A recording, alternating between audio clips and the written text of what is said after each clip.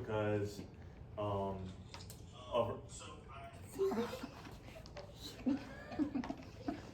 when you're that guy.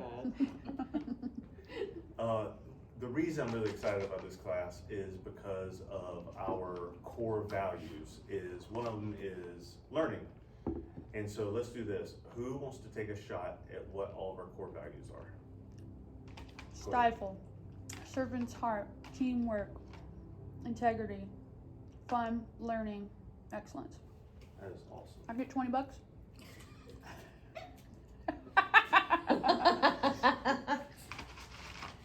I get $20. I get $20. Daddy. Wow. Thank you, sir. $10. You are welcome. All right. Yeah, Awesome job. That is that was cool. that is your guys' core values. Say it one more time. Servant's heart, learning, integrity, teamwork.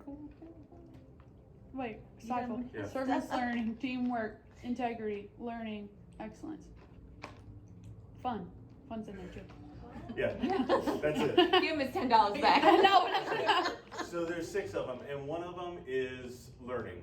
And so we're going to talk about that today, which is really exciting. I have several things we're going to do, and it's going to be audience participation. But first, we're going to watch a video. Fun. Researcher and Professor Carol Dweck uses the term mindset to describe the way people think about ability and talent. Dweck delineates between 2 different mindsets that exist on a continuum. The first is the fixed mindset, which suggests that your abilities are innate and unchangeable. The second is a growth mindset, which views it as something you can improve through practice. In a fixed mindset, you view failure as permanent, but with a growth mindset, you see failure as a chance to learn and even pivot. Those with a fixed mindset are more likely to view critical feedback as a personal attack, while those with a growth mindset will see it as a chance to improve, where they can develop new systems. With a fixed mindset, you're more likely to choose easier tasks and put in minimal effort. After all, if talent is fixed, why bother improving? Why even try? But with a growth mindset, you're more likely to embrace challenging tasks and work hard to improve. Those with a fixed mindset are likely to give up when they face an obstacle.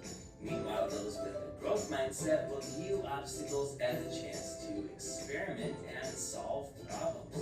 In a fixed mindset, the focus is on measurable accomplishments. But with a growth mindset, the focus is more on a journey of continual improvement. With a fixed mindset, you are less likely to take creative risks. But with a growth mindset, creative risks are simply a way to innovate and improve. Ultimately, your mindset influences everything from creative risk-taking to how you view feedback to whether or not you finish difficult tasks. And in the end, it's one of the greatest factors in determining whether or not you grow and improve in your abilities.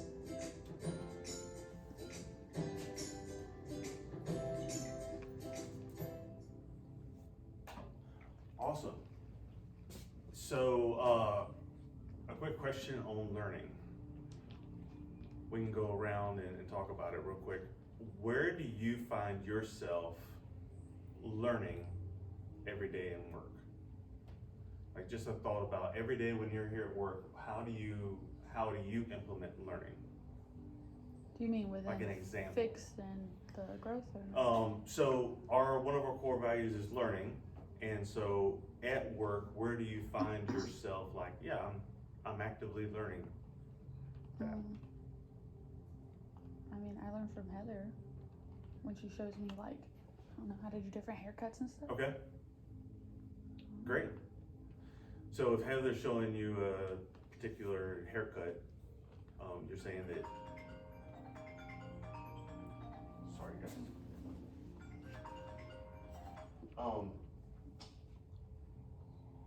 So if she's showing you a particular haircut, you're good and you can learn that, accept that, and use it and implement it. Yeah. Awesome. I was thinking mine would be at least once a week, I try to learn something new about business. So that's one of mine. What about you guys? Something here at work that you apply learning as your core value. Even though I only have 2 guests, I'm always trying to learn something new with their hair, do something different. As well as like learn how to solve their challenges. Different and better each time. That's good. I learned a new way of drying hair extensions the other day. Heather showed me a new way of doing that. It's a great example.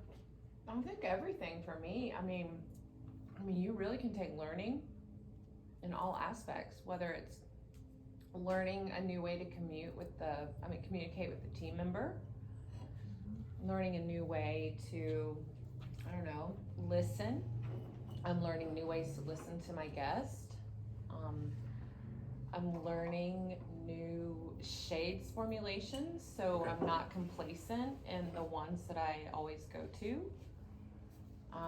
I'm learning new ways to foil, so it's less on Christina to have to shadow and tone. I really feel like everything we do can be a learning opportunity. Yeah. Everything. Yeah. Yeah. Good. Something else for me is I'm like really diving into relearning our industry right now because our industry has changed so much. Yep. Learning what people are looking for, how to recruit, how to attract. Like, Yeah, me too. every day I'm learning something new around that. Absolutely. That's a good one. Emily, Christina?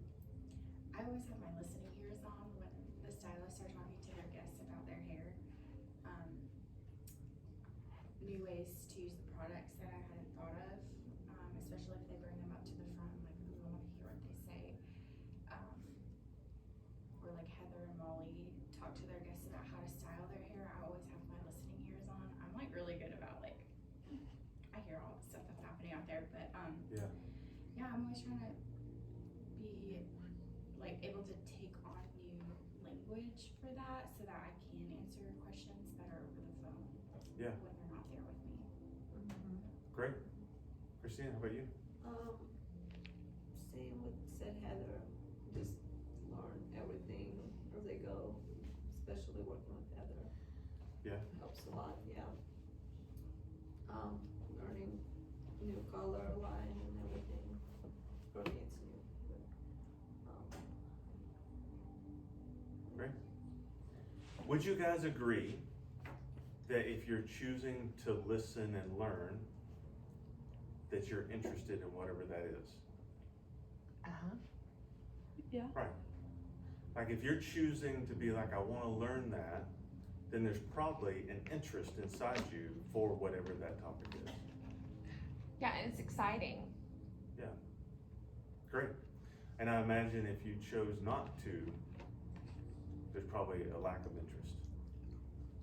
Sure. Yeah. Good. So let's talk about mindsets.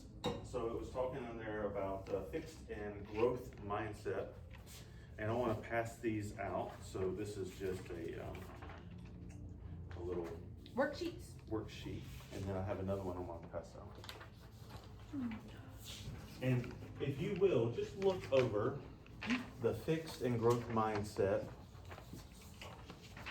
And I'm just gonna take a few minutes or a few seconds and be quiet. And what I want you to do is look over both of these and look at yourself personally. Don't think about people around you. Don't think about your significant other or friends or family, but you personally within work. How is it that you choose to show up? Just take a moment and look.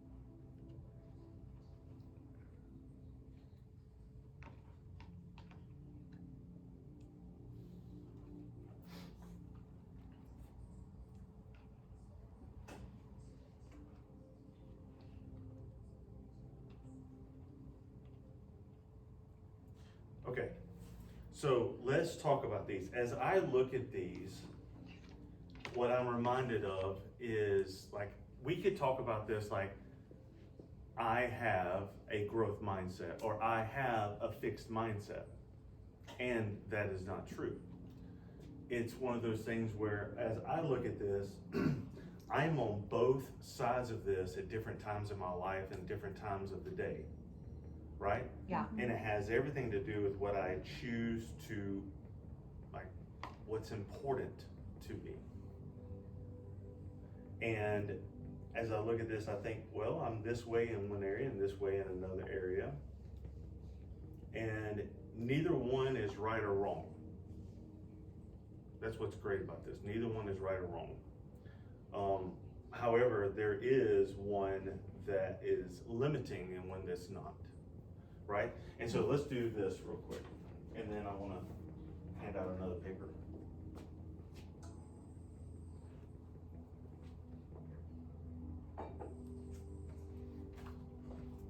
What in the world do two Tupperware containers have to do with mindset? They can Pour water hold in it. stuff and contain stuff. Pours the water. You can take up. Maybe how much you put Okay. into them. Oh, this wasn't a question. One's higher than the other. So One has a lid. you have a fixed mindset and a growth mindset, and this is just a great example to be able to show this. Is make sure it's on camera. Okay, so we're going to talk a little bit about neuroplasticity, or how the brain can accept information. But the fixed mindset, imagine when you're built to design to learn, to bring in information, and having a fixed mindset is literally like trying to gain information like this, right? Like information's coming in and this is how we receive it. And then we have the growth mindset, the mindset where I can learn, I can grow, I can retain information, I can be better than I was yesterday. And one of these is going to have more water in it when we're done, and one's not. One goes in one ear and out the other. Yeah. So let's talk about. I said there's nothing wrong with either one, because there's not. One of them just may not serve you and one may serve you. It would be your choice. But let's talk about if you decided that, you know what, having a fixed mindset doesn't work for me, and you wanted to go to a growth mindset. We're going to talk about how to get there. But let's talk about something else real fast before we do that. It is, you may or may not heard me say this, but you're either like going through life, I'm either in love with what I know, like the things I already know. I'm in love with those things. Or I'm in love with what I don't know, like the things that I don't know already. So I'm either in love with one of those two. And there's a whole lot more of what I don't know in the world. So I need to choose my love wisely. This over here is that conversation you're having with somebody where you're like, hey, here's a way that I've seen that really works. Here's a way that really works and can help you out to be better cutting hair, to help you out to be better in this. And over here is like, I know that. I know. I got that. I know that. Saying I know is like we teach Haven, it's probably one of the worst two words you can ever say is I know. It's because there's no room for any growth here. And then there's the I'm in love with what I don't know. I may know that. I may think I know that, but when I'm in love with what I don't know, it's like, you know what, Heather? You may have a different way of doing it than I do. It may be faster, better. Or it may teach me, you know what? Your way is actually not as good as mine. And that's okay. But I just learned something. I learned the way that you do it. And I learned that my way may be a little better. It's all about learning. Okay, so let's pass these up. Go ahead. I wanted to read, I found another, like fixed and growth examples that I feel like go a little deeper. Can I read it really quick? So, with a growth, it's, appreciating feedback and uses it, learns from criticism. The fixed is defensive, takes it personally, ignores useful criticism and feedback. And then around mistakes, the growth mindset sees mistakes as learning opportunities and ways to improve. And a fixed gets discouraged when making mistakes, avoids them, and quits. Around challenges, embracing is more likely to embrace challenges and persevere for growth. And a fixed is avoids backs down, and avoids challenges. Around effort, an important part of the process and focuses on the process of getting better versus not necessary or useful, seeing effort as a negative thing or something you do when you're not that good. And around beliefs, people with growth mindsets believe that I have no capacity to learn, or I have the capacity to learn and grow my skills. Failure is a valuable lesson. People who are good at something are good because they built that ability, and I'm in control of my abilities. And then a fixed is skills, intelligence, and talents are natural. Failure is shameful and should be avoided. Some people are naturally good at things while others are not, and I am not in control of my abilities. So I thought that was just a great way to. Great. So let's talk about failure for a second, since you brought that up, Adele. What does failure mean to us? What does failure mean to you? And how do you? That you didn't get it this time, but you can next time. That's how I learn the best, is by failing and knowing what not to do the next time. Failure is not a bad thing. It just means you have no chance to try again. Okay. I think failure for me is like, what do other people think about my mistake? Yeah, me too. And then judging it based off of, well, they must think I'm a failure. So I think it kind of lives out there in what other people think about me. Yeah, me too. Like I want to sit up here and tell you how great I am at not failing, or how great I am at when I do fail. I don't take it personally, but I do. Mm-hmm. I have an ego and pride, and because I have ego and pride, when I fail, I do take it personally. Now, there are times that I'm so thankful that when I fail, I have a very good resiliency and I'm able to like shift fast. And sometimes I'm not able to shift.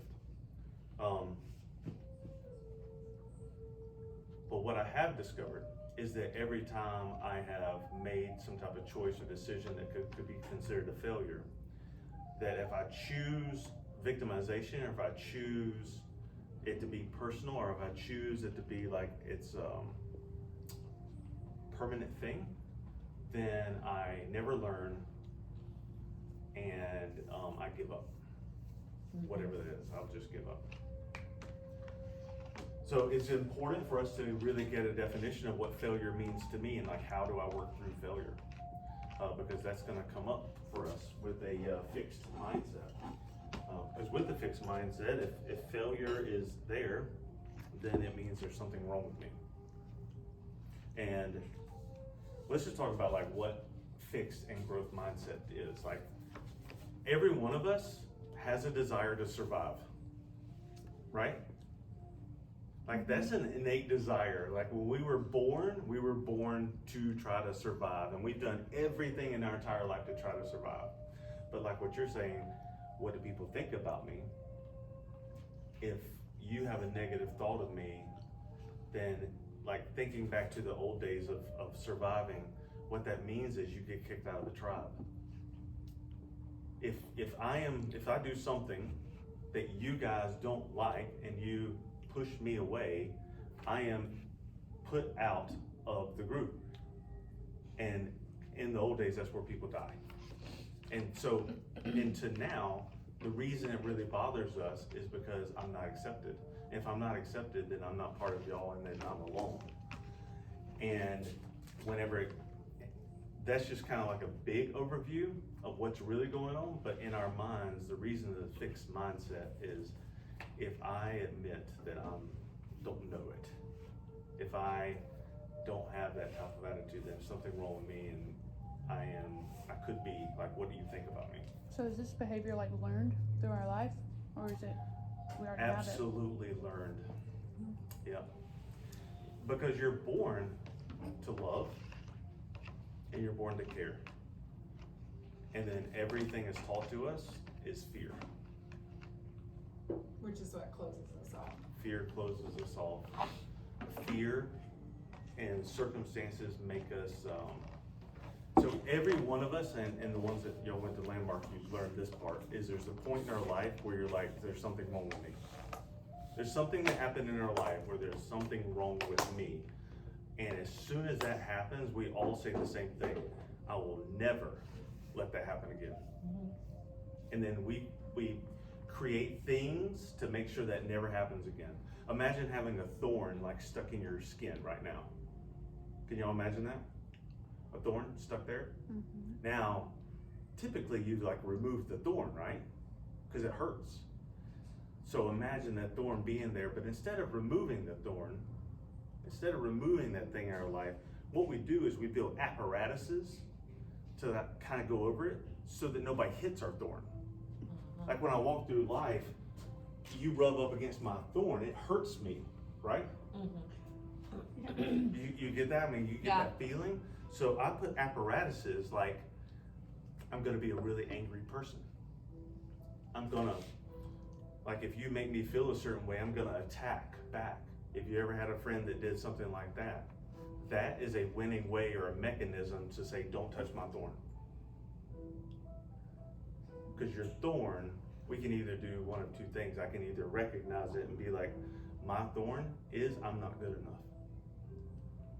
I'm not good enough, and I will never be good enough. And that thorn really hurts me. And so I put apparatuses on that. Whereas really, I am good enough, and I can remove that thorn and be okay with that. Does that make sense? Mm-hmm. Okay, awesome.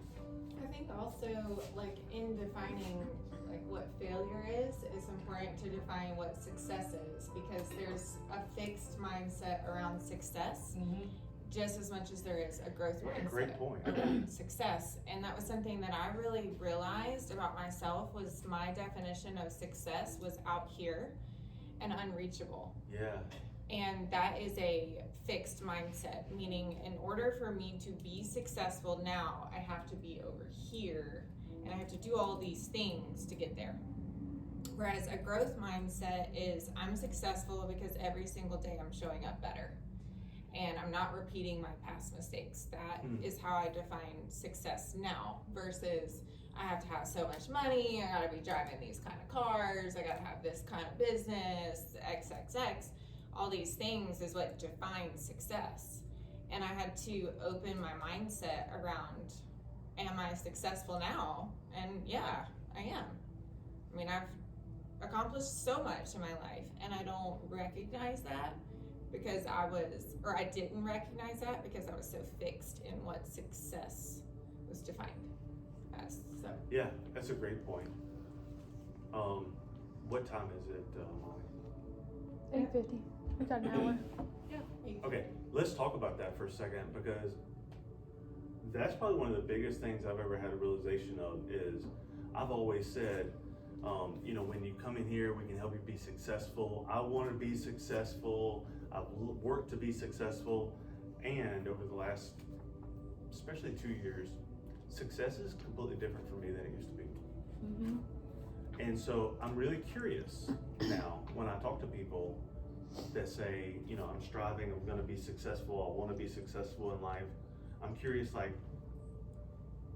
this is for all of y'all. What does that mean when you get there? What would that even look like? Because we talk about, I wanna be successful, I wanna do these things, but what does that say? How would I even know if I got it? Yeah, so like the thing that I think about is when like from a worldly standpoint, like you're just wishing your life away. So like you wish away and you wish away until you get like, okay, when I get this car, then I'll be successful. Okay, and then you wish away. Okay, when I get this house, I'll be successful. When I get this, when I get this, when I get this, and you're never satisfied. You'll never be satisfied with that mentality of that success. So like when I talk to you guys, it's completely different. It's like you're already successful. That's how you've got to see yourself. If you, like Adele was saying, if you see yourself as already successful, then you're no wishing your life away. It's just everything that you do can be a success. Yeah. That's the way that I think about it. That's great. That's good. What is success to you? Every day, showing up to be better and improve. Okay. On a regular basis, not repeating mistakes. What is success to you?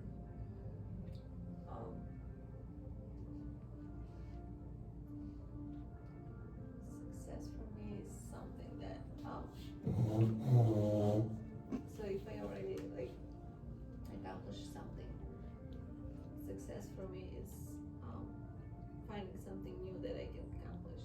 Okay. And not like just be okay with, oh, okay, maybe I am successful now and I just not gonna move on, but just learning something else every day, getting new trainings, new courses, something new, and just like tell people about yourself and not like hide something that you want to do, even if you never done it, even like if you never even been in that industry or something, if you're learning something like new industry, for example, you know, you can't like hide that. You have to tell people about it and just tell the world, and the world will help you with that. Yeah. But if you're gonna like close and like learn somewhere, you'll never get there. So just like have open mindset. Yeah, thank you for sharing that. Emily, what does success mean to you?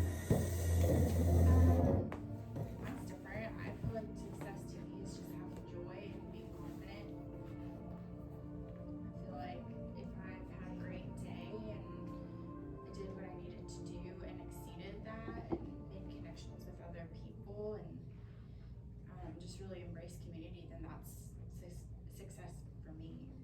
So when you're feeling joy, confidence, and embracing others, that's success to you. Awesome. Thank you. What's success to you, Heather?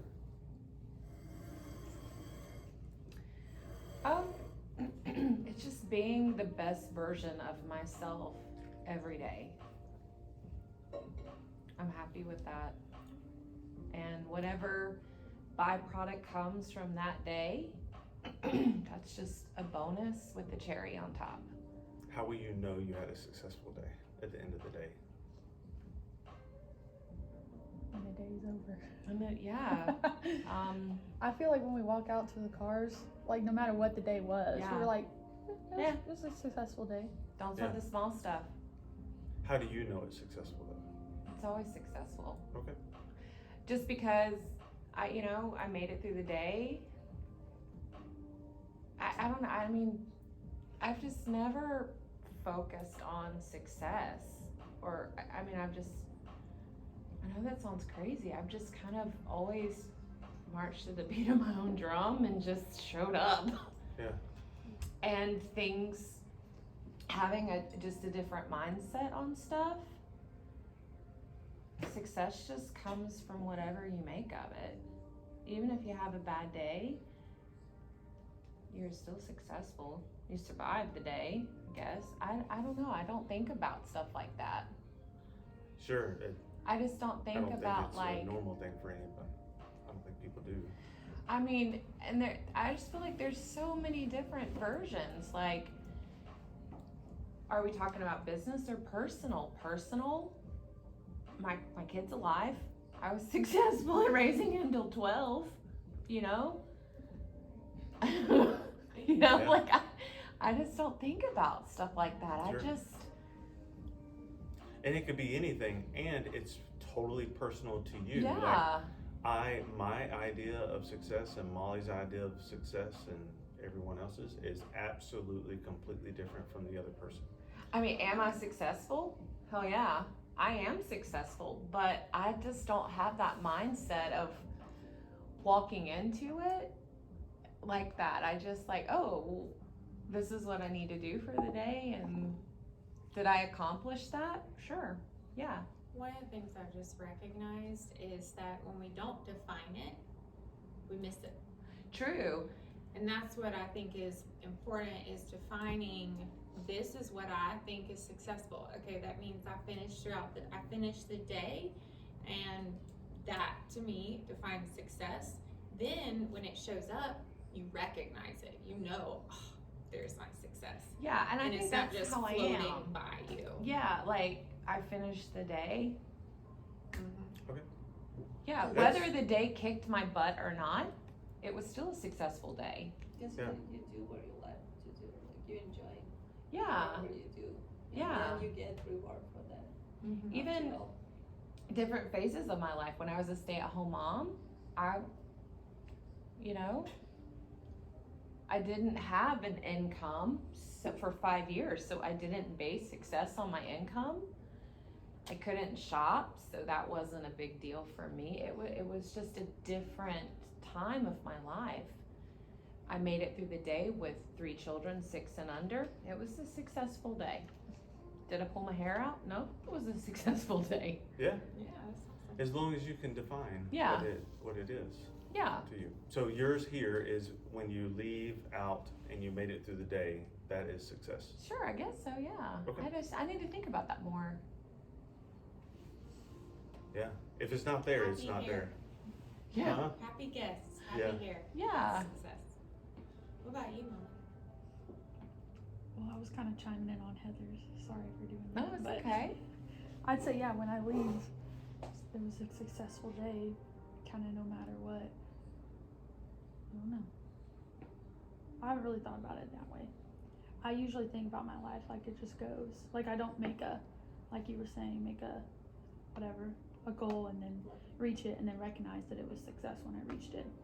I'm just like, well, it's going to happen anyway. So, and you know that about me, that I'm always just like, oh, it's going to happen anyway. So why set a goal or do this? But I realize that I need to in order to have that success.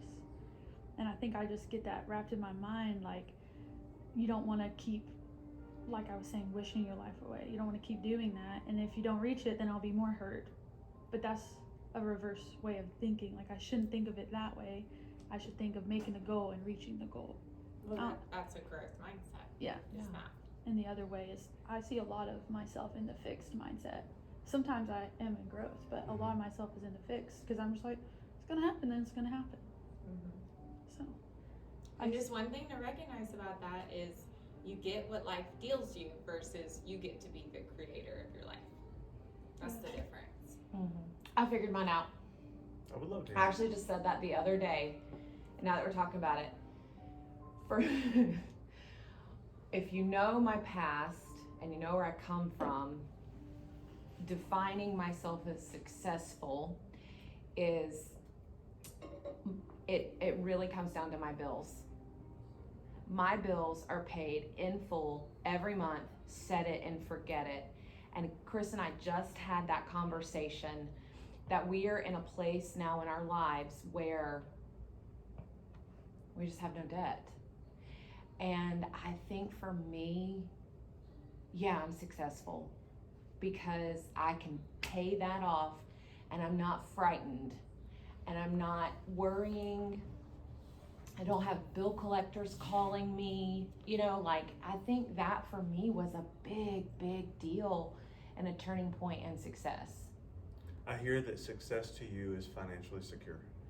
I think so, yeah. And if you were with me at Landmark and all that I've been through, that's a big deal for me. Sure. And that my bills are paid in full every month. That for me is I'm successful. Yeah. No matter what my salary is, that I can pay my bills. Yeah. Great. Well, the great thing about this definition of success is you're not stuck with whatever you chose to be your definition of success either. You can choose it and keep it, or you can change it tomorrow and the next day. Because success may change. It has definitely changed for me. I think you're gonna love this part. Will you hand these out? I think you did. Pass these out. Did you? Oh, no, I got it. Yeah, I have 2 on here that I have to work on daily. So we're going to talk about improving growth mindset. The first one is, we talked about a while ago, is neuroplasticity. Who wants to take a shot at what that is? Heather, you have your hand raised? Oh, no, I was, Go ahead, Emily. When your brain expands because it's like absorbing more knowledge. That's exactly what happens. So a lot of people think that your brain is set, like whatever you have, you're set with. Your genes you're born with. It could be, or it could be like whatever knowledge I have is the knowledge that is going to stay, and I can't add or take away. Or some people think that because they've had, like, for instance, you know, in the military, specifically with 20 years of war in Afghanistan and Iraq, there's a lot of soldiers that come back with TBIs, traumatic brain injuries. I was diagnosed with a TBI a couple years ago, and like I had this thought that I will never get my brain working again. It wasn't working correctly, and I could not remember things, and just wasn't working right. But here's what I do know. Neuroplasticity is just what you said. Imagine, here's a great example. So you brush your teeth every day with the same hand. You know, you do the same thing, the same movements. But imagine tonight you switch hands to something different. Your brain is going to tell you, wait a minute, something's wrong, right? What's happening when that happens is you just took and created a brand new neural pathway. I just want to explain what a neural pathway is really quick. So the more you brush your teeth with the same hand, the deeper your groove is in your brain, that you've now programmed your brain, do it this way. And what he's saying is when you switch to your left hand, you went off the path, and your brain's like, you gotta be over here. And so it feels very uncomfortable and very unnatural to do that with your left hand.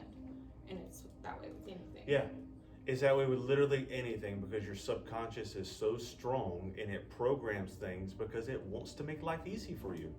That's the same way you drive to work every day and you don't know how you got here. It's the same thing. It's dug in there deep, and it tells you, you drive this way, you turn this way, you turn this way, and you don't even think about it.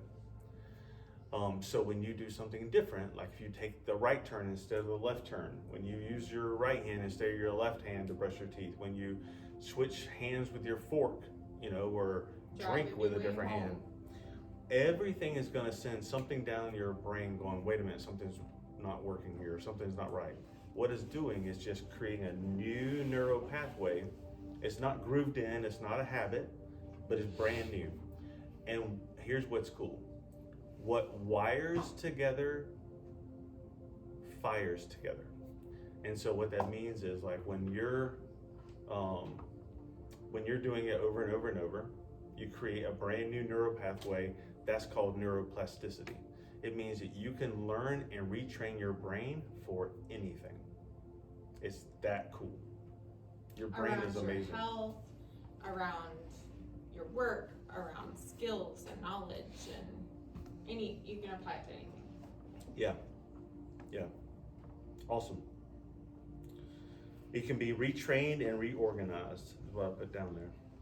So like what that looks like when you're learning a new skill is just know it's gonna be uncomfortable. That's part of it. It's because you don't know it. Same thing when a new mindset is introduced and you're doing your best to think differently than your old way of thinking. Your thoughts are also neural pathways. And so in order to retrain your thought life, you have to think differently, which feels uncomfortable. So just know that anytime you're feeling uncomfortable, it's not that something's wrong here, it's just because something's new here.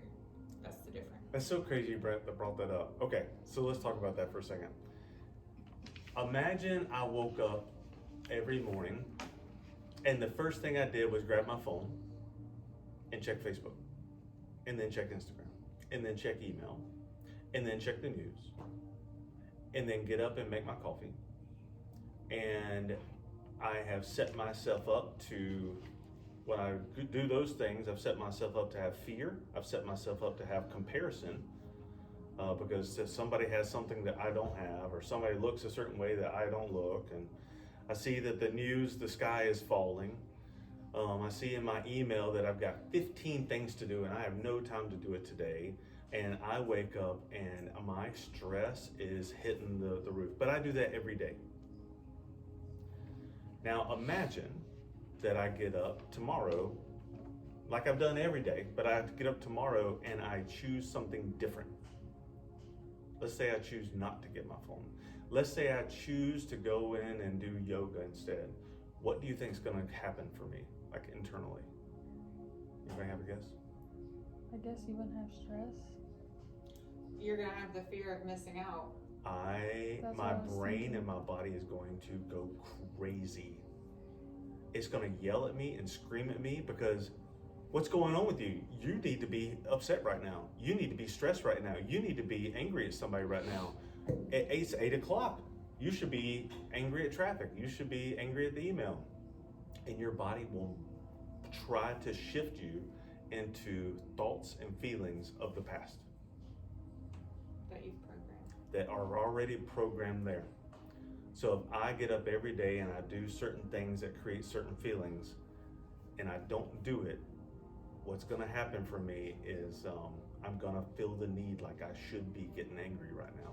And my body is going to try to get angry. It's just natural. What does that mean for us?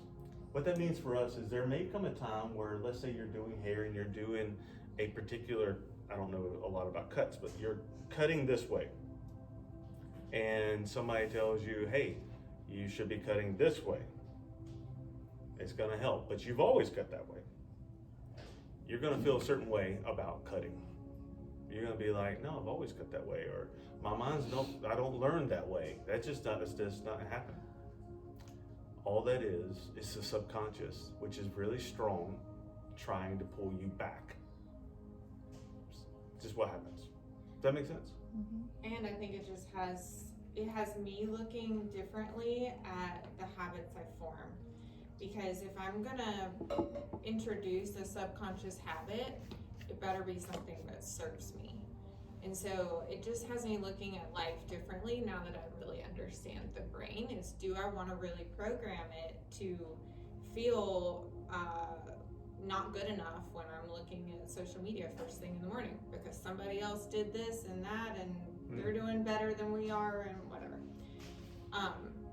It's like, for that one thing, when I recognize this mindset, I stop looking at my phone before I even get in the car. If I look at my phone, it's because somebody has sent me a message. Other than that, like, I want nothing to do with something that is going to program me to feel certain things at certain times. I want to be in control of that. So yeah, that brings up something interesting. I was asked one time, if that's bad, like if that's bad for me to, let's just use social media for example, first thing in the morning. If that's bad for me, like getting up and getting on Instagram and getting on Facebook and checking my email, if that's bad, and that doesn't work for me, why do I keep doing it?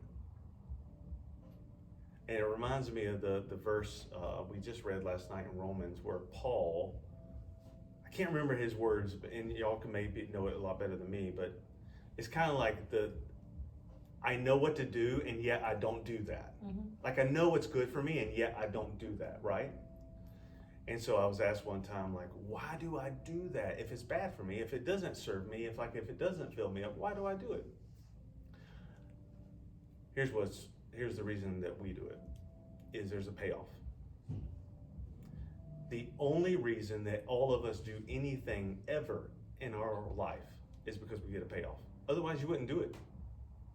Why would you say the things you say and then regret it? Why would you do the things you do and then regret it if there wasn't a payoff?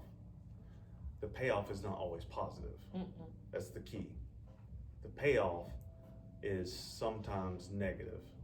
Like the payoff for me could be I get to dominate you, or I get to avoid being dominated by you. I get to be right and not be wrong. Those are good payoffs.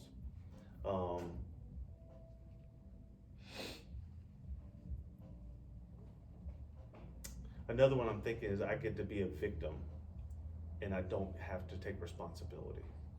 So those are three that I can think of, and I'm sure there's more. And the key to it is just awareness of being aware that it's happening and starting to recognize it, because I was starting my morning that way and didn't even know that it was not serving me until I now have awareness around, oh, that's kind of setting me up for the rest of the day to not go that well. And so that is literally the key to retraining and reorganizing your mind, is first being aware that something is happening. Yeah. Number 2, reignite your curiosity. And so start being good with questions, asking questions for yourself. And I put on here, the only limits are the ones that I put on myself. And so have a couple of questions like, how and what are great questions. How, I ask myself this, like when it comes to hair, I am curious when I watch you guys doing something, I want to come up and watch it and be like, how are they doing that? And what are they doing? And why are they doing that? Because it brings a lot of knowledge to me. Number 3, and stop me guys and talk if y'all want to talk about any of this. Number 3, prioritize learning over seeking approval. What you said, Adele, a while ago is like, I do and don't do things because of what do people think about me. And that's the way I live my life, guys. I've told y'all this before. I live my life doing one of 2 things. I want to look good and I don't want to look bad. And what's underlying those 2 things is always, That's a payoff too. Yeah. What's underlying those 2 things is always, what do people think about me? I do it all the time. As I'm sitting here teaching and talking to you guys, you know what's consistently going through my head? Are you teaching correctly? Are you doing it right? That, what do you think? What are they thinking of me? Yeah. Okay. Always. It's always in my head is, what do you think about me? Am I saying this right? Am I saying the right words? Am I doing the right thing? Am I sitting the right way? That is always in my head. Do you guys remember the exercise of 7.5 billion people when you were at Landmark and they had you closing your eyes and they were screaming from stage about being scared to death? Do you remember that? I thought they said if like 7.5 billion people in the world just sat down and did nothing, nothing would happen. Is that not what it was? They were talking about fear of other people. And we all have this internal fear of, what do people think about me? Am I accepted? Do people like me? And what the exercise was all about is, it's not just me. 7.5 billion people on this planet, we're all scared of each other. Yep. Yeah. Everyone. Like, we're all scared of it. It's something that it's in our nature to want other people to like us, because we're human beings that like connection and love and acceptance. And so we're always looking for that out there versus in here. And the reason, it goes back to what I said at the very beginning, is that if you guys don't accept me, what that means specifically 2,000, 3,000 years ago is that I die.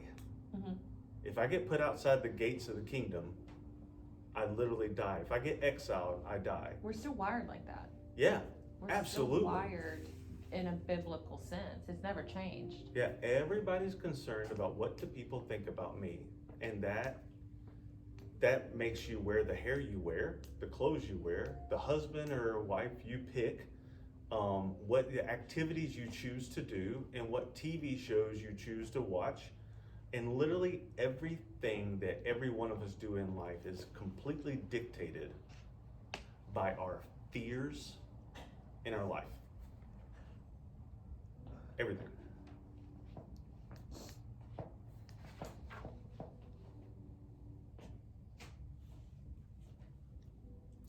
Number 4, cultivate a sense of purpose.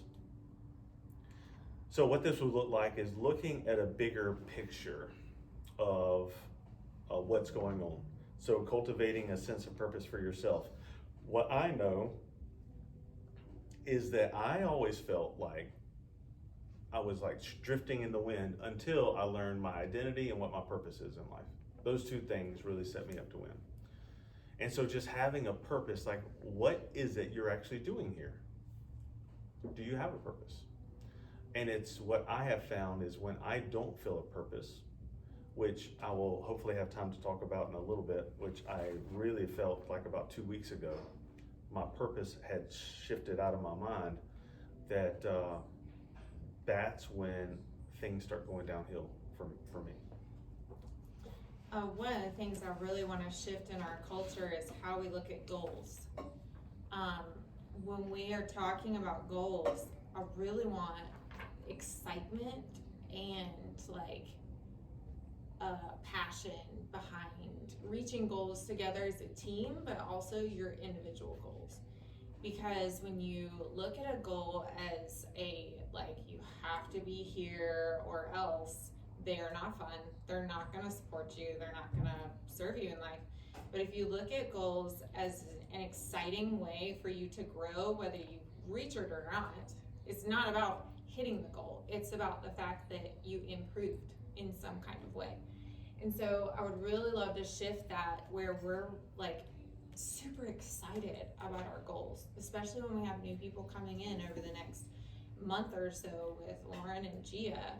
I want them to hear our excitement around, like, we're hitting goals. We are like personal goals. We're marking off, you know, we're getting our car or whatever that looks like.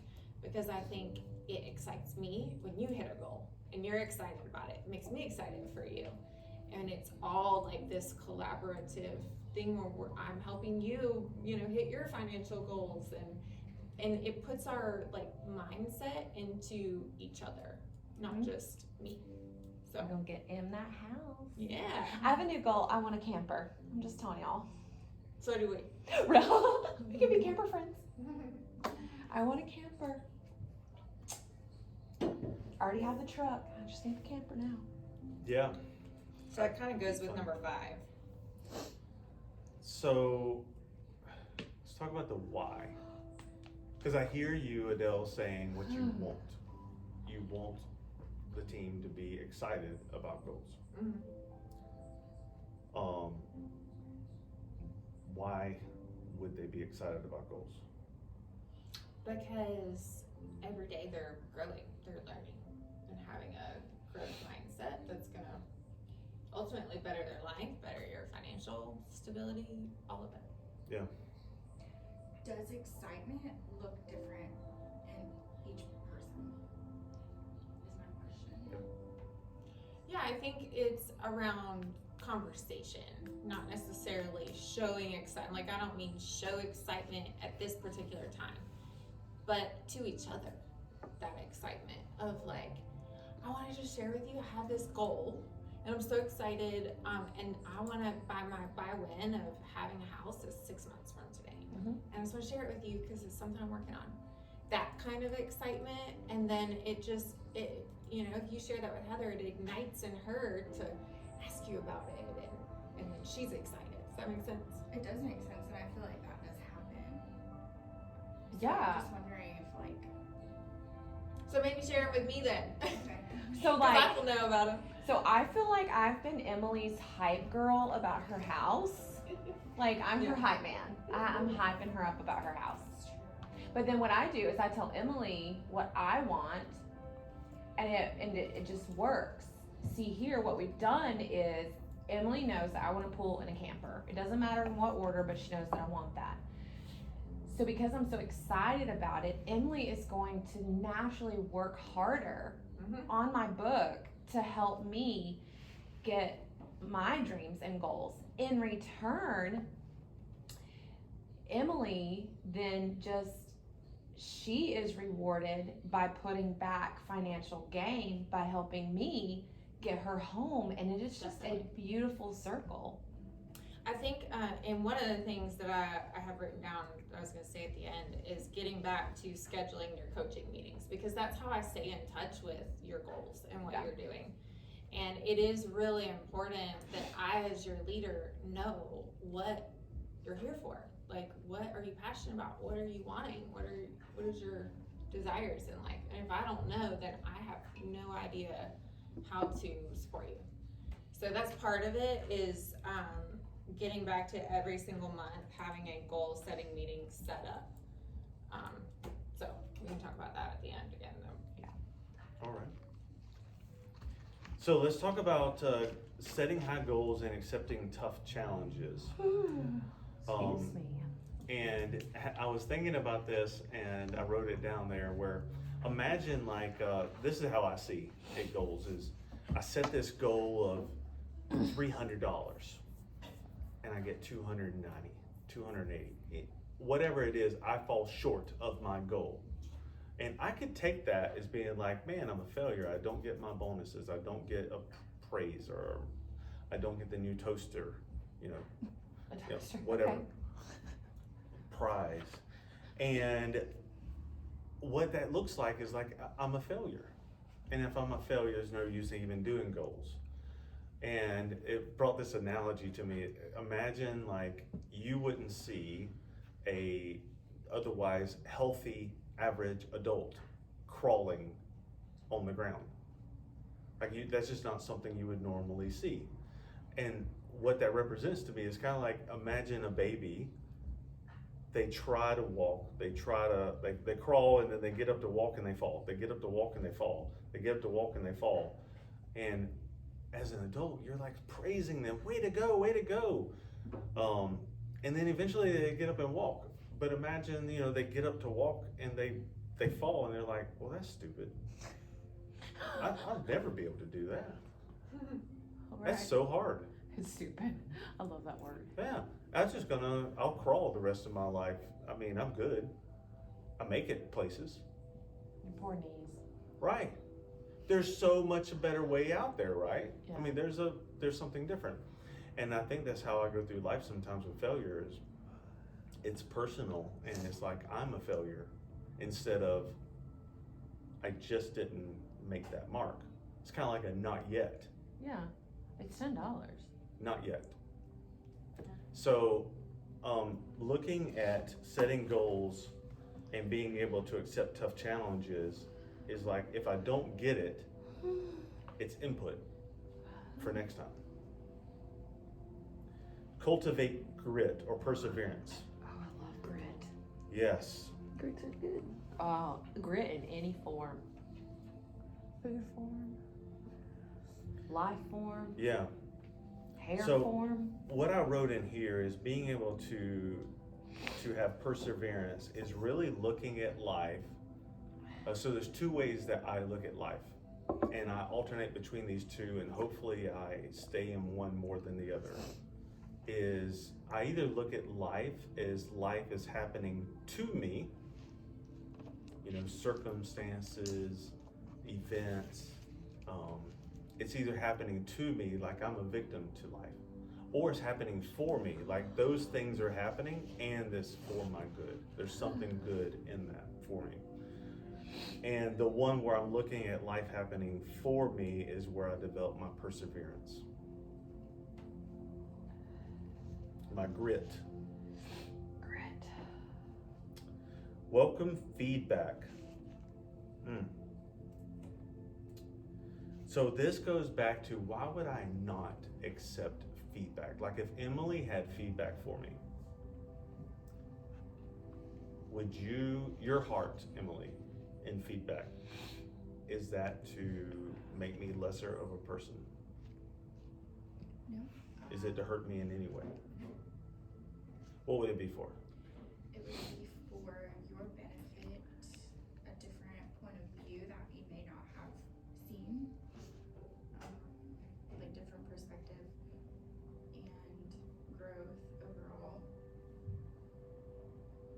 And what is that thing that prevents me from accepting your feedback? Here you go. That right there sums up I don't have that paper with me. Will you hold that paper up? Yeah, that's actually the one that I struggle with the most. Me too. And it's not that I'm not listening to what you say, and it's not what you're saying to me. My story that I'm running a racket on myself going, man, I've been doing this for 20 years and I'm just not good enough. Yep. Even after 20 years. I'm not as good as I thought I was, or I'm just not good at that. But that's not true. Right. I just needed to just do it differently. Yeah, thank you. So in there with the fixed mindset, you can just put like ego Yeah. over there. And then in the growth mindset, you can put lack of ego or something like that. It's literally when Emily is giving me feedback that would make me a better person, that would make me show up different, or maybe feedback about a different way to do something. What keeps me from accepting her feedback is that whole thing we talked about earlier is ego. If you're telling me something, Emily, that's feedback. I'm doing something wrong. Yeah. Yeah. I am broken. Mm-hmm. There's something wrong with me. I'm not good enough. I'm not good enough. And all you're doing, Emily, is highlighting my lack of being good. That's all it is. And that is absolutely my fixed mindset that I would choose to keep. Also, you never notice like all the good that I do, where it shifts the focus from the feedback that needs to be given to help with improvement to how come you never say anything about all this over here? So that's another way of looking at a fixed mindset too, is it's not about over here. Yes, these things are great, and there's still feedback. Yeah. And just being and welcoming it. Yeah. I want to get transparent for a second and get on the court myself. So this is something I've really been working on specifically over the last couple of weeks, is having a fixed mindset around the way I do things. For example, even this morning on the way here to work, I spent hours yesterday preparing this class for you guys. And Adele had a lot of suggestions for today's class this morning, 5 minutes before we start. Which I can look at those things two ways. One way, which I chose to look at, is you had a lot of input that would set me up to win if I didn't already have something planned, which you didn't know. I didn't share with you all the things I did. So I could either look at it as like, you were giving me great input that would help me be able to add to what I already have. Or what I would typically look at that is you're trying to change. I just spent all day yesterday trying to do this class, and now you're trying to change it 5 minutes before we start. Do you not like what I've done? And you don't even know what I've done. That is exactly where I've been the last couple weeks. It is so fixed in my mindset, specifically around Adele bringing up stuff, and that we've had this conversation I think a week and a half ago or something now. But that is, like, personally, that's where I get really fixed, and I take it very personal around my ego of, man, is there something wrong with me and what I've done? And it does not serve me. Every time it kicks me in the butt. Yeah, I'm sure like when you look at it fixed versus growth, one really does set you up to win, to include more of what other people want to contribute. And the other one really sabotages you into only your way is the right way. Every single time. And I can't, like, you brought up some stuff and it actually shifted some of the stuff I've done already, because I was able to apply it. Now, however, if I had a fixed mindset, not only would I not have used some of the stuff you said, but it would have impacted the way you heard me today. Could y'all get that? Mhm. Like if I took it personal that she was trying to fix this 5 minutes before the class, I would show up teaching you a completely different way with ego. Yeah, you would probably be aggressive and Yeah. maybe think a different way about your wife. Sure would. Like she's just being critical, and now I just got to get through it now, instead of being like, she Yep. just wants to support me and I'm gonna show up for my team. It would be all about me. Yeah. Every bit of it would be about me. That's great. Yeah, you're welcome. I relate to that. Me too. I understand that. I feel like it makes it about you. Like I've been there where it's like, well, you don't know the whole picture, and Mhm. and then I get in my head and I'm like, I like did that, but you don't know the whole picture, and that's like my thought process. Yeah. Instead of like cutting that verbiage out of my head and Mhm. just like accepting feedback and having a conversation around it. Like, this is what happened. Like, can you talk about it in a different way? Like, just opening up that conversation instead of shutting out. Like, I did that. Yeah. I'm good. You know. Yeah. Like, Yeah. You didn't see the whole thing. Uh-huh. You weren't there. Like, that's where I go sometimes. Me too. When it's like. Yes. Yeah. I agree with that. Makes sense. And as you're talking, it's reminding me of that. Mm-hmm. You know? Which, like, when you do that to me, it shuts me down from ever wanting Sure. to even contribute to you and help you in areas that you like have said you want help in, but you give a different message Mm-hmm. when you're being that way. Yeah. If you're cutting hair and I come up behind you and you're done with the guest or whatever, and I say, hey, Adele, I saw you cutting Susan. There was this one particular technique that if you were to implement it, you would save 5 minutes the next time.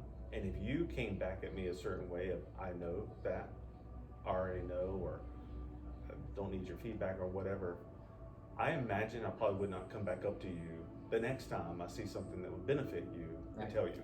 Mm-hmm. You would shut me down. Yeah. So, this just popped in my mind. I am robbing. So if that happened, so I'm sharing feedback with you, you shut me down, you just robbed both of us from a blessing. Mm-hmm. Because what I've noticed is when I'm open to feedback from other people, something new can be born in that. Where it's not maybe your idea or my idea, Sure. now there's a whole new way that wasn't there before, and that's what I love. Yeah, I felt like this class is so much better because I implemented some of the things that you were telling me. Yeah, because I accepted the feedback. That's great. See, I take that even further. I'm learning stuff about myself, like what you were saying, and then I'll go through the next time you do that to me, I'm even more shut down to you, and the next time you Yes. do that to me, I'm even more shut down to you, because I feel like my story is you just won't let me be me and let me do my thing.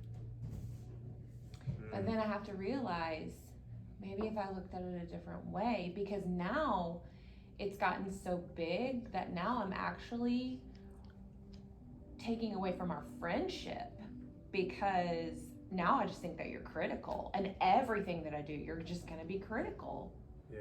Why can't you just be happy and just like leave me be? And I do that. I know Me that too. I do that. Me too. And then I just get to the point where I just can't be friends with you because you're just so critical. When it's that's good. harder the closer the person is too. Right. Like him and I, we're real close. Yeah, this It is hurts the 15 most. years of this dance. Yeah. Yeah, it hurts the most to the people that are closest to you, and you know, it severs intimacy and connection. It does. Yeah.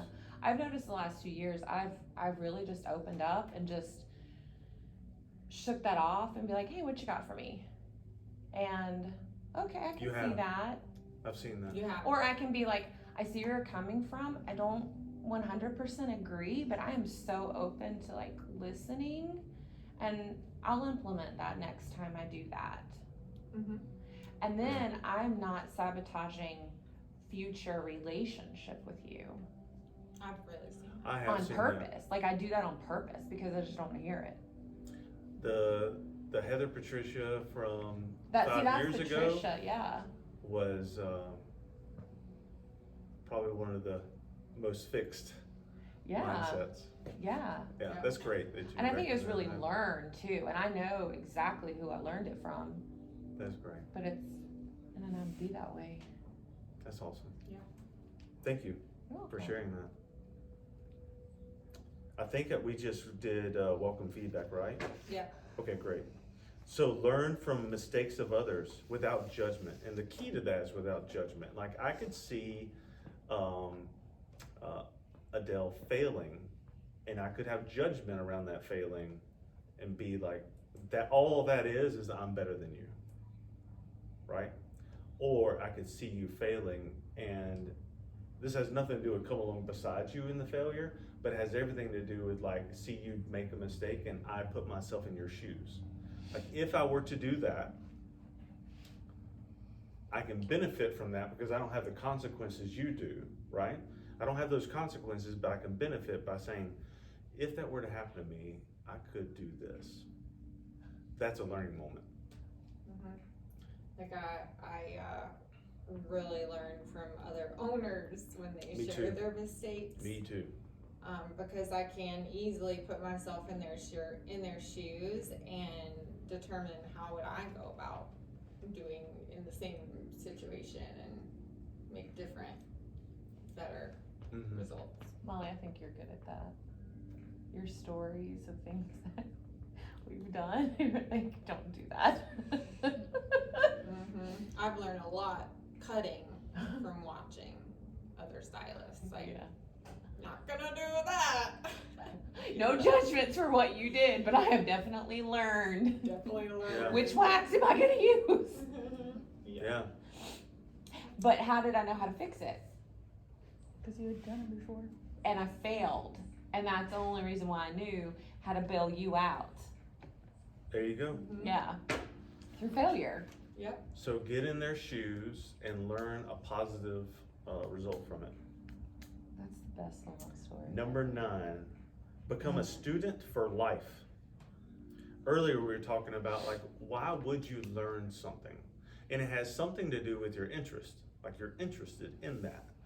And so what would it look like if you were genuinely interested in, like for me, I was genuinely interested in learning life for Travis.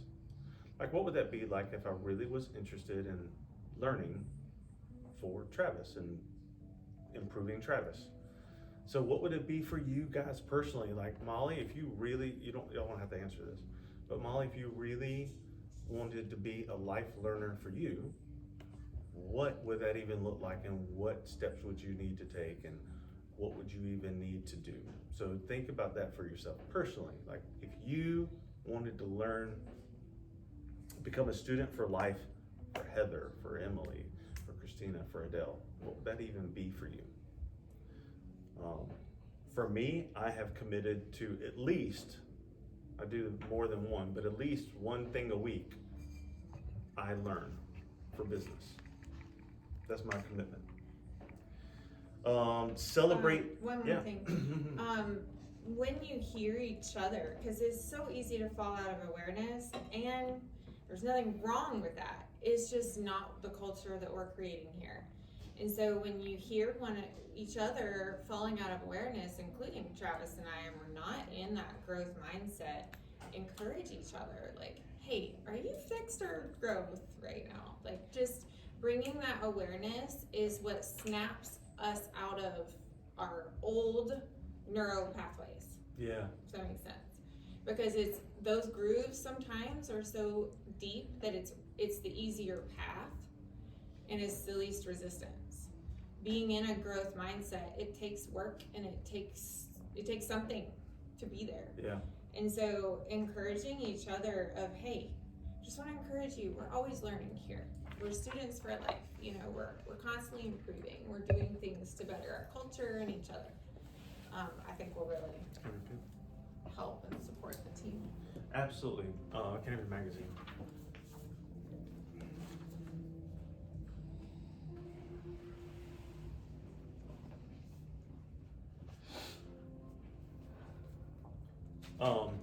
So when you're supporting the team, and what was the first thing you just said? Do you remember? Encouraging team members to stay in the learning and the Okay. growth.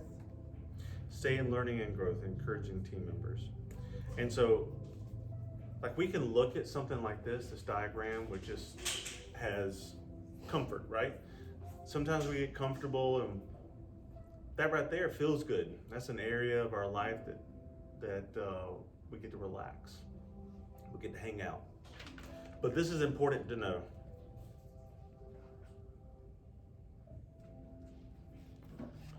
Growth is never in this circle, ever. Your growth and my growth is never in this circle. And it is always outside the circle. And so it's like, when I am feeling comfortable, I am not growing. So let's talk real quick about what does that mean. Why is it so dang hard? Why is it so hard for me to change from a fixed mindset to a growth mindset if I'm in the fixed? Why is that so hard? Anybody want to take a stab at it? It's not normal. Yeah, and It's comfortable. you just not like normal. being there. You like being there? It's relaxing. Yeah. Neuroplasticity, subconscious. Okay. 'Cause I like it. Subconscious. You're complacent. You're just like, The subconscious is it. It is, let me think of an analogy to make this come home. Okay. So if you,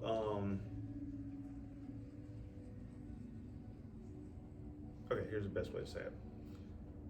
The way the brain is operated, the way the brain works is there is the subconscious, and then there's the prefrontal cortex, or the conscious.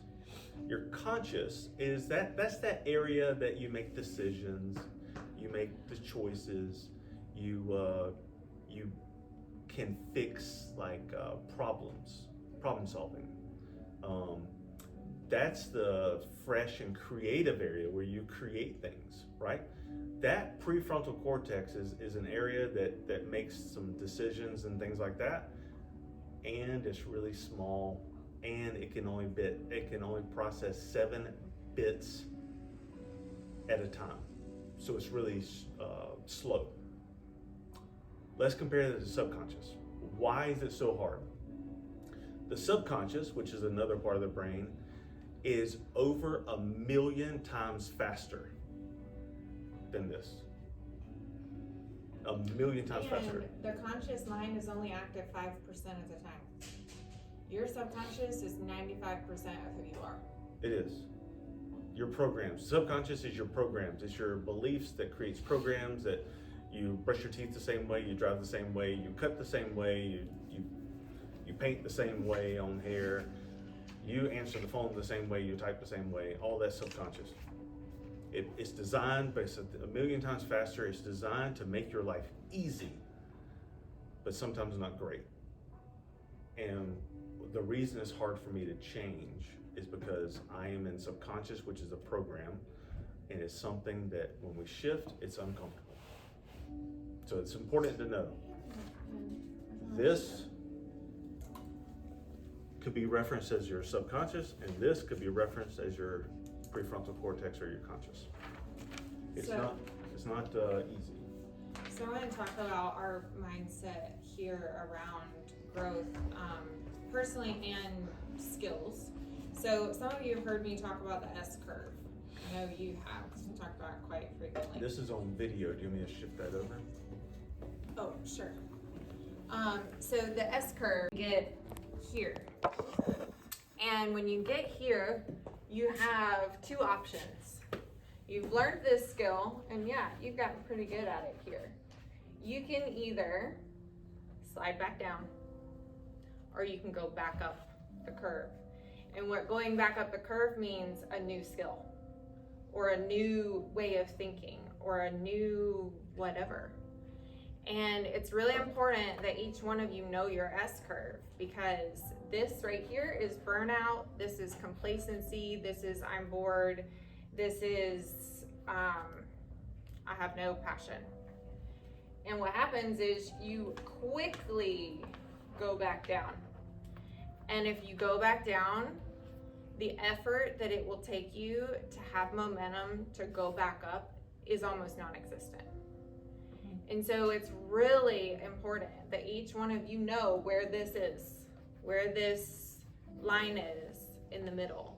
Because if you don't shoot yourself back up the curve, you slide back down.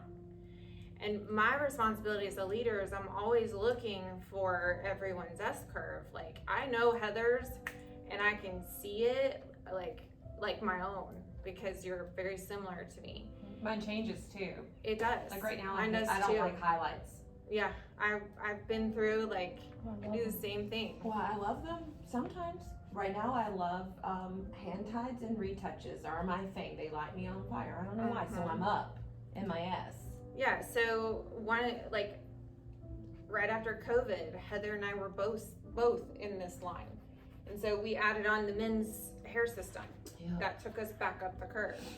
Well, now we've pretty much mastered that. And so now we're back up here, and there's another line. So I can either go back up the curve and continue my S, or I'm gonna slide back down. Mm-hmm. And so it's my responsibility as your leader to push you back up the curve. If I let you slide back down, I'm not doing my job as the leader of the salon, because we are a growing, innovative salon. We've got to stay up on not only our skills, but our mindset to be healthy for our guests. And so it looks like taking a new class. It looks like doing a webinar. It looks like you pushing yourself and not waiting for me to push you. I'm gonna do it, but what's gonna make it easier for each of you is if you're doing it for yourself and you're not waiting to be pushed, which feels differently. Mm-hmm. And so my challenge for each of you after like really going through this growth and fixed mindset is to find an area, whether it's a weakness, whether it's a weak skill, or a fixed mindset, and take a class. Mm-hmm. In the next 30 days, sign up for something that is gonna benefit you in your S-curve to keep yourself going right up the curve. And you wanna do that your whole career. It's not just while you're in the new parts of your career learning, because what happens is we see hairstylists all the time quit doing hair, and this is why. So it's just really important that you know, as well as we have conversation around, hey, I'm getting to that burnout phase right now, and I want to avoid it. What can we come up with to implement something fun? I think on average, hairdressers now are like at 7 years. 7 years they quit. I go through this about every 3. Yeah. And if you aren't learning about your S-curve and getting yourself out of that boredom, for me it's boredom. I just should retire and just not do hair anymore. And that's what happens. That's why so many hairdressers walk away from our industry. I want to switch industries. There's do other something different. reasons why, but that's the main one. You know, then you get in your head, I'm not good enough anymore, and I just, Yeah, you get all twisted up. Yeah. In that space right there. That's how I'm coming out of my boredom with the highlights is a no tone or no shadow, or no shadow, brighten it up. Using that little tool you bought me, just something tiny like that puts that little pep in my step to shoot me up the next curve. And I want you guys to be innovative. Like, I found those color brushes, but when you guys are out there finding stuff, Is that a bug? yeah, bring them to me, because I've got a lot of other things on my plate. I want you guys coming to me like, hey, there's this new technique and we need this tool, this item, and Yeah, like, we step on them. I want a coup board. Thanks.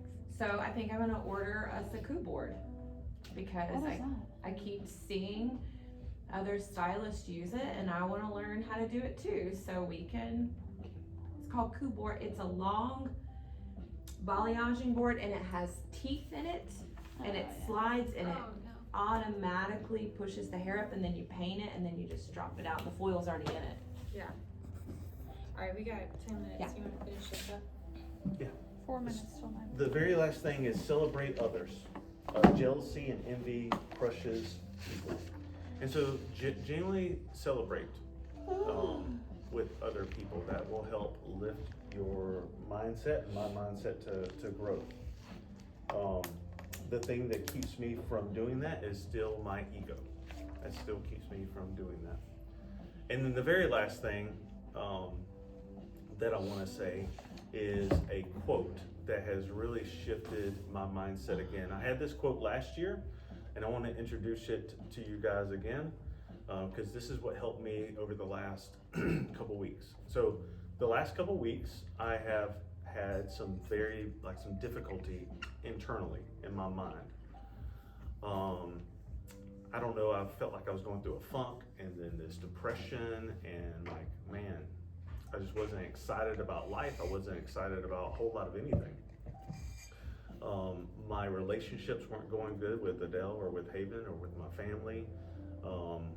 I didn't want to come to work. I just wanted to sit on the couch or lay in bed. And I really got to internally thinking about what was going on for me. And what I discovered is kind of like you're going down the highway and all of a sudden you hear that on the side of the road. You know that? Oh, the divots? The divots. Yeah. Usually that happens through drift, right? Like you're riding down the road and you're thinking about something and you're off somewhere and then you get hitting those bumps. That's drifting.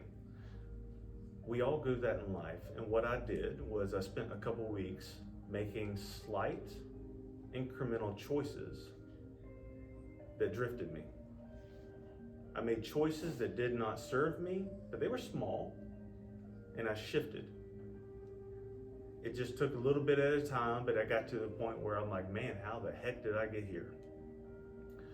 And what I know about transformational work is like, there could be something in me being like, man, now I'm here and I gotta work to get out of here. Like I gotta figure out how to get out of this.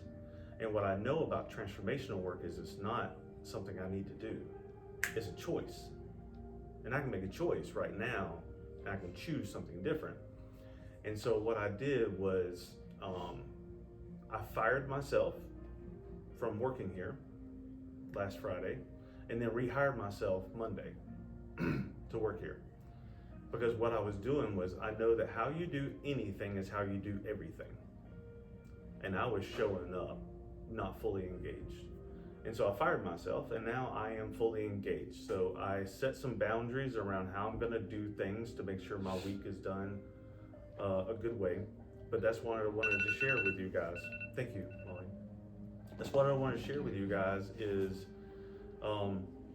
I absolutely had a fixed mindset around a lot of things.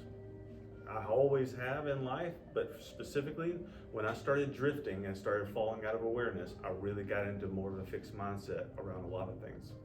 And I really took myself too dang seriously.